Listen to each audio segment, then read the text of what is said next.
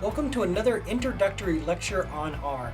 Today we're going to talk about how R deals with statistical models, and we're going to introduce the workflow that works for almost all statistical models that you'll end up fitting with R.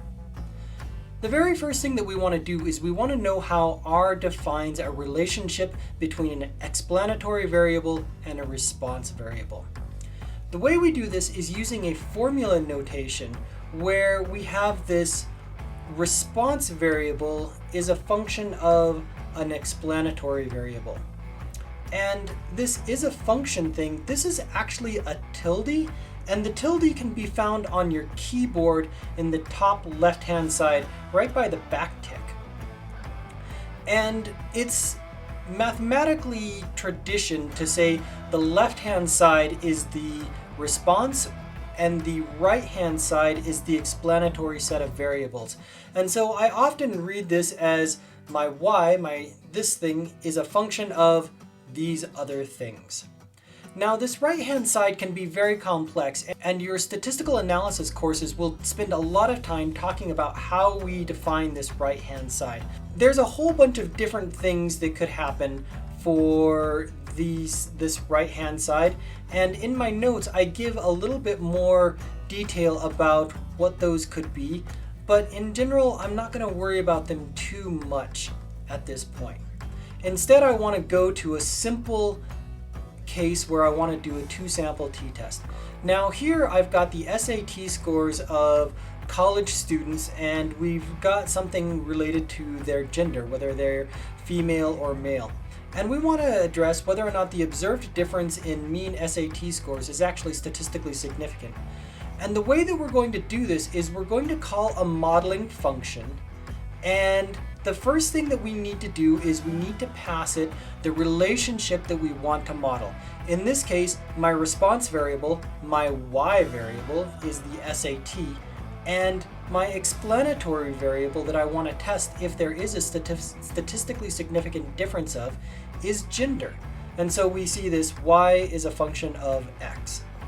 Now, my data actually lives in this GPA gender dataset. So in this GPA gender dataset, we've got SAT and GPA as columns in that dataset. And so what we're going to do is we're going to define our relationship that we want to explore in terms of the columns in our dataset. And so we're going to do a t-test using this relationship, and the data where we're going to find those columns is this GPA gender dataset. And so we'll go ahead and we'll run this code, and I'm going to save this result as something called model. And the reason is because once I do all of the hard calculations to fit a model, typically what I will turn around and do is then start to ask for particular things. Maybe I want to know what's the difference between the two, what's the p-value, what is the degrees of freedom, that sort of stuff. So I will fit the model, and then using this object, now notice this model object is a list, and this list object has a bunch of stuff in it, but I don't recommend going and poking around in this object. Instead, what we'll do is we'll use accessor functions that'll go and grab particular things. So the first accessor function for this model object is a print function, and what this print does is it prints out what R thinks you're most likely going to want. And so I'm going to use the print command, and it prints out the information about a two-sample t-test. It gives the test statistic, degrees of freedom, the p-value, confidence interval, and the means in each group. Everything you could want. Now the thing about it is this is printed out, and it's not particularly convenient if you need to do any sort of calculations with these terms later on. And so if I want to get sort of the same information but in a more accessible form, I like to use a package called Broom. And what Broom tries to do is give all of my modeling results, but make sure that the results come back as a data frame. And we already know how to manipulate data frames. So this will give me all the same information, but now it's one row in a data frame. Now, t.test actually doesn't need to use a formula. It's one of the few modeling functions that really, because t-tests are so simple, we don't need to go through it. And I could in fact do the exact same analysis just by taking my data set, grabbing the males, take the data set, grab the females, and so now these two are just vectors. So I've got my male and female SATs that are just vectors, and I could pass it into t.test. And t.test is smart enough to know that I could pass it either my information via a formula and a data frame, or I could pass the two vectors separately. So let's jump to a more complicated example where I'm going to fit regression lines for each one of these colored sets of data. And this is going to be referred to as a linear model with an effect or an interaction term of species. And what our general workflow is going to be is I'm going to make some graphs, because I should always make some graphs. I'm going to call LM, and I'm going to store the result of that call to LM. LM is my modeling function. And then I'm going to use accessor functions to go ahead and grab the individual things that I want to grab. So let's go and see what this is going to do.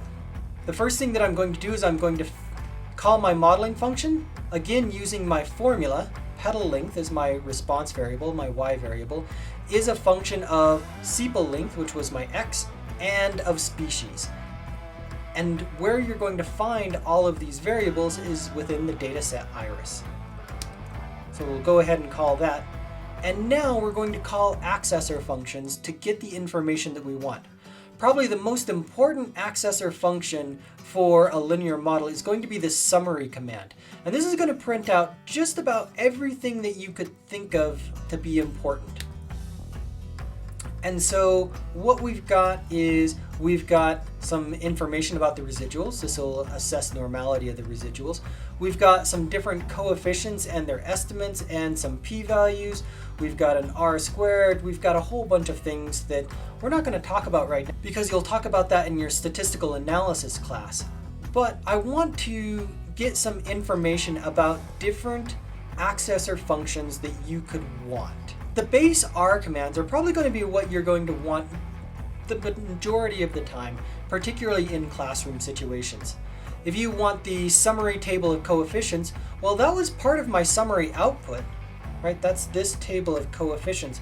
But if I just want this table of coefficients, I could go ahead and call summary, and then from that output of the summary, grab the table of coefficients. If I want confidence intervals for my parameters, I'll use the accessor function confint. So this stands for confidence interval, and that'll give me my model estimates. And so this gives me by default a 95% confidence interval for all of the parameters in my model. If I want to get the r-squared values and adjusted r-squares, we can again call the summary function and grab the particular things that I want. My model predictions. These are my y-hat values.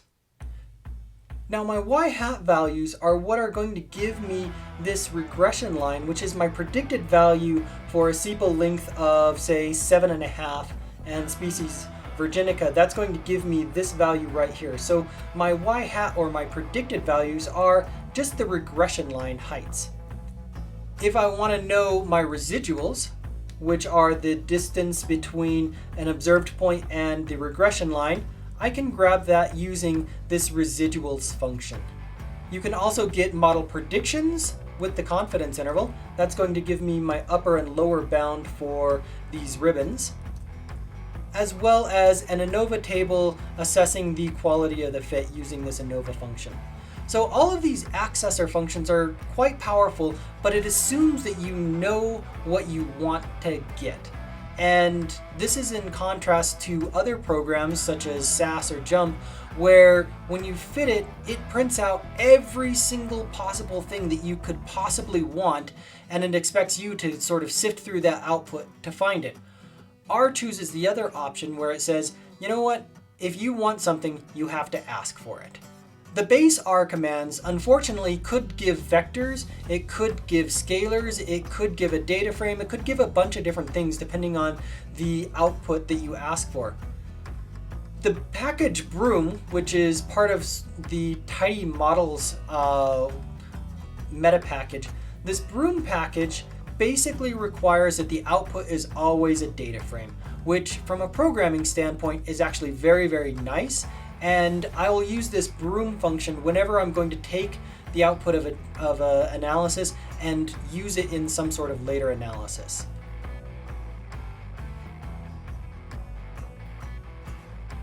The data set that we just fit our regression on looks like this, where I've got a column for sepal length, width, petal width, and the species. But what I'd like to do in order to make this graph over here is I'd like to augment this data set with my regression estimates, my y-hat values, using this. So that's going to be the center line, that's the regression. And I also want to be able to put a confidence bound around that regression line as well. And I'd like to add it to this original data set just so that my graphing is easy. Now the way that I'm going to do this is I'm going to use this command right here. So remember, this predict function will take my model that I'm interested in and it'll give me my y-hat values. Now I'm going to add this new data equals dot just because in cases where there's some missing values in my data frame and I still want to predict that for making better graphs, I actually want it to include those NA values. So this isn't overly necessary up until the point where you have missing data.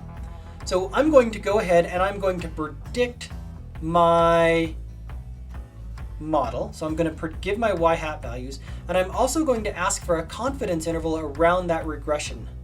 And this line up here is going to say, if I've already done this once, get rid of those previous fitted values and the lower and the upper, and fit these new values that I'm about to calculate here. So I'm going to go ahead and grab these. So I'm just augmented the iris data set.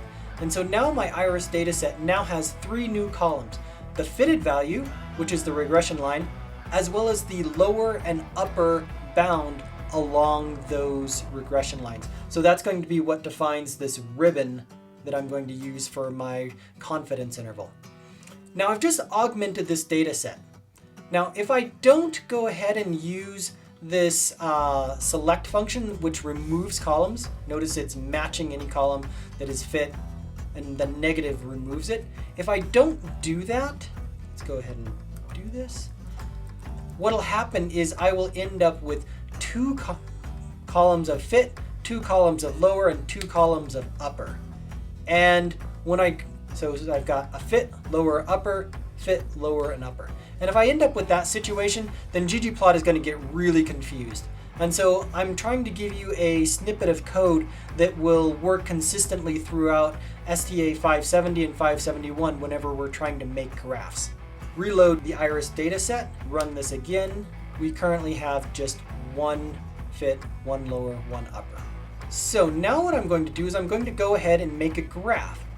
So I'm going to use the iris dataset, which is this, and I want to graph both my data, my fit, and the ribbon. So we're going to start making a graph. So we're going to have x is my sepal length, so sepal length is on the x-axis, petal length is along the y-axis, and I'm going to color things by species. And my first graph is just to make the points.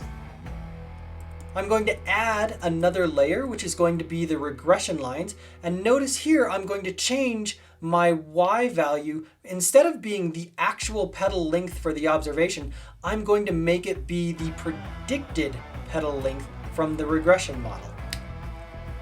And so now I have the individual lines here. And now I'm going to add the ribbon around those regression lines. And notice here, I want the lower part of the ribbon to be based off of the lower part of my confidence interval. Upper, the y max, the top part of the ribbon, is based off of the column upper. And this alpha equals 0.03, that's my transparency. So I want my ribbon to be just slightly see-through. And we end up with this graph. Maybe we don't want this to be gray. So let's change the fill color of my ribbon to also be based off of species. And so now we have a very pretty graph that is going to be the results of our regression. Now if I want to add the r² value to this, I'm going to go and use my broom package and the glance function, which gives me my summary statistics for the model. And the thing that I care about is this r² value. But this is just a data frame with a column named r². So I can go ahead and I can take my output from this glance function, pipe it into a select function, which select the column r². And then I'm going to do some things. I'm going to go ahead and I'm going to round it. So I'm going to mutate the thing and round it to just 3 digits. And we're left with that. I'm going to take what I have and I'm going to turn it into a character string that says r² equals this 0.979. And then I'm going to pull that, and that pull function will return this as just, instead of a data frame, it'll return it just as a regular string. So I've got this r² string that I'm going to use, and now I'm going to throw this into the previous graph that I had, but add another layer, and this is going to be an annotation layer where I add a label, and I'm going to put it at x equals 7, y equals 2, and the label that I want to draw is this text string that I just created back here. And now we have our presentation quality graph. So that's a quick example of how we're going to use modeling functions and the formula-based interface to either lm or t.test or whatever your modeling function is. The basic idea is fit a model and save it, and then use accessor functions to get whatever things or statistical relevant quantities you are interested in and make a graph or make your summary inference off of that. That's all for me today. We'll see you in the next video.